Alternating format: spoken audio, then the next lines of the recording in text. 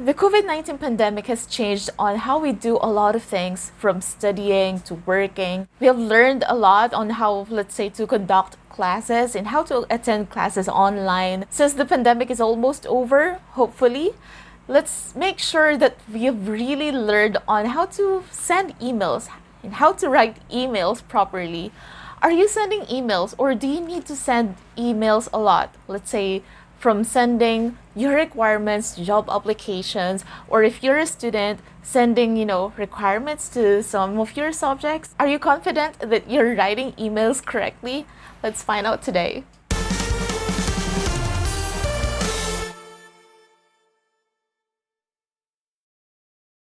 We'll start with parts of an email. What are the things that you have to include there? What should you write in specific boxes? What are the things that you have to say, words that you have to use, and things that you have to avoid when writing emails? When you're writing emails, you see a lot of boxes, right? You see there the sender, you'll see there your own email address, the email address that you're using as you write that email. Then you see the recipient. Now, when it comes to recipient, you see there three. You have two, CC and BCC. These three are very different and they actually have their own uses. Let's talk about them. The common mistake when sending emails, let's say you have to send one email, the same letter, same content, same attachment to a lot of people. The common mistake is to write them in this box too. Here's the catch there. If, let's say, your email has only one recipient, you only intend to send that specific email to one person, then write the recipient there in the to box. Okay, that's fine. So we're good with that, right? When it comes to CC and BCC, both of them are used if you intend to use or send the same email to a lot of people. Let's say more than one person. But of course, there's a difference. When you write all the recipients or all the email addresses of your recipients to the CC, that means all of those recipients will see each other's email addresses. So they will know whether you've sent the same content, the same attachments to more than one person. Well, that's still fine, right? But you might want to protect, the privacy of your recipients, especially if they don't really know each other. Let's say you're sending an email to your clients, or if you're a teacher, you're sending one email to all of your students. You might want to hide their email addresses from one another. So please have them in BCC box. Once you have their email addresses in BCC box, they will not know or they will not see each other's email address. CC, by the way, means carbon copy, while BCC means blind carbon copy. So you call that blind carbon copy because they won't see each other's email address. Let's say you've received an email. Well, let's say you're the recipient now of an email, right? Let's say you're a recipient and you've received an email coming from your teacher, and your teacher sent one email to all of you in one class. So there's not only you as the recipient of an email.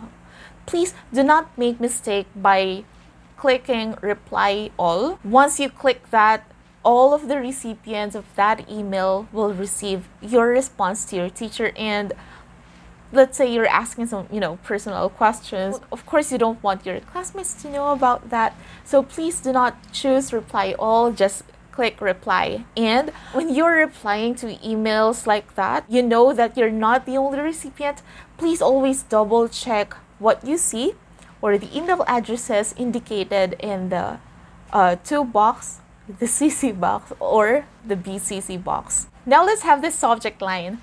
Usually beginners or people who are not so familiar with writing emails skip this part. Once you do that, well, let's say you mistakenly do that, there's nothing in the subject line and there's nothing on the message or the content of an email. You just have there an attachment. Tendency is your email will go to the spam folder of the recipient. Of course, you don't want that, right? You want your recipient to see your email. Let's say you're applying for a job. You'll usually see that instruction in the website. For example, teacher applicant, and then your surname. The subject line tells the recipient what your email is all about. That also helps the recipient to know that, let's say, your email is something urgent and something that needs attention immediately. Let's say you badly need a reply to your email.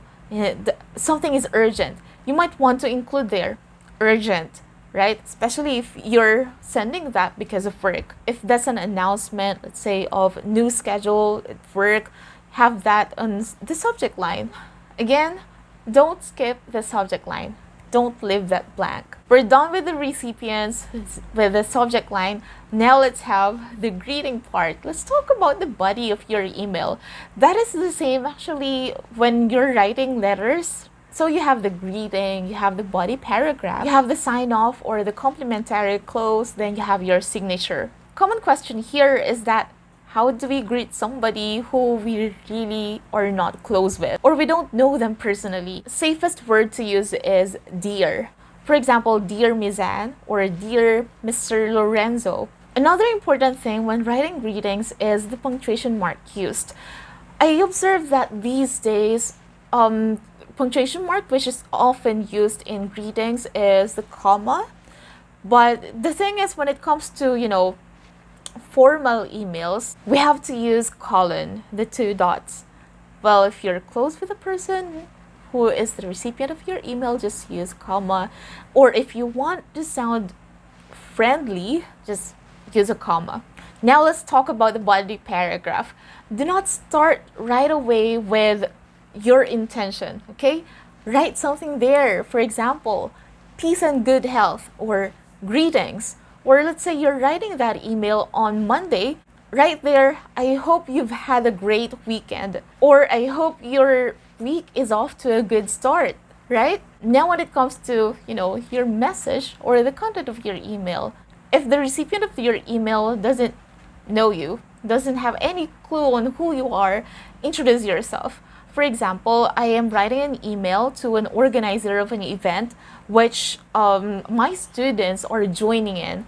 Then I'll write there, peace and good health. Then next line, my name is Rosen F. Borja, an instructor from this college and blah blah. I am writing in line with, and then mention the event. Another thing when it comes to writing the body of your email is to avoid chit chats, okay? Avoid small talks. The receiver or the recipient of your email doesn't have that plenty of time reading everything you have to say. Just include there the most important details. And speaking of details, make sure that, let's say, as I've mentioned before, let's say I am sending an email to an organizer of the event. Now I have to include as much detail or all of the details that I think the organizer will need for my students to be included or for them to be registered in the same event. That is to avoid having emails going back and forth, them asking me a lot of information. Why not just give them right away, right? At the end of your email, do not forget to include there some also good words. For example, thank you for your assistance. Then you have the sign off. Sign off is equivalent to the complimentary close. So if earlier you've had your greeting, now you are signing off. The common phrases that I see from books when it comes to, sign off or complimentary close in emails or very truly yours or respectfully yours. But these days, I don't read them that much. I often just read regards or best regards. Those are, the best go-to phrases when you're signing off. If you're close with the person receiving the email, just write their regards, then your name. If that's in a more formal setup, write their best regards. Don't forget the comma, write your name, and below your name, please don't forget to include your contact details, all right? Have there your phone number, probably your address, Some people have this template, and you can also do that. So you can set that up in the settings of your email. Let's say you're using Gmail. Right there, your signature. Here are some of the do's and don'ts when writing emails. Let's say you're replying to an email. You may start with the phrase, "Thank you for your email." Other phrases that you may use when you are saying your intention, again, you have to state your intention while you're writing, all right? "I am writing with regard to," "I would like to inform you," or "I am writing in connection with." If you didn't see the email right away and you're replying to that after, let's say, 2 days or 5 days, then apologize first. You have to do that. You have to sound polite. You may say first, "I apologize for the delay in replying," or "My apologies for replying late." If you're writing an email and you're sending some good news, you may start with, "I'm delighted to tell you that, and we are excited to inform you that." If, let's say, you're sending an email and you have to send a message which is not too positive, you may start with, "I regret to inform you that." Or let's say you need something immediately, but you don't want to sound rude. You may start with, "Would it be possible to send me the documents tomorrow?" Or "Would it be possible to send me the documents 2 days after you've received this email?" And of course, you may use the magic phrase, "at your earliest convenience." That is, like a magic. You won't sound too rude, especially when you're asking for something. If you need a confirmation, or if you want to know whether the person has received your email or not, you may include at the end of your email, "Please confirm by replying to this email after 1 day you've received it, or up to 2 days you've received it." Do not forget as well in your email to include that the recipient may contact you if he or she needs, further details or more information to, let's say, process what you need from them. For example, you may state there, "Should you need more information or further details to expedite the process of this document, please don't hesitate to contact me through this email or through this phone number," and give the phone number. If you're applying for a job and you're sending your requirements, you may include at the end of your email, "I look forward to, let's say, working with you soon." Another thing that you may do in writing emails is when you're close with the recipient, instead of using "dear," you may also use "hi." And if you're already having an exchange of emails, let's say you're both online at that time and you're exchanging messages, you may, skip the greeting part and